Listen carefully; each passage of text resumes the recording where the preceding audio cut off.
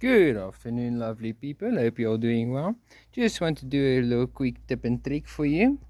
So I'm busy converting this piece of wood into a carving knife handle, and I can't seem to get deep enough to get rid of this crack, and the thickest piece of wood is on this side, so I actually want to maintain it.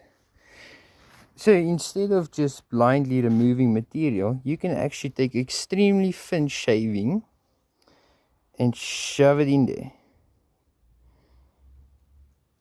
And if you take it out, you can see that's how deep this crack runs.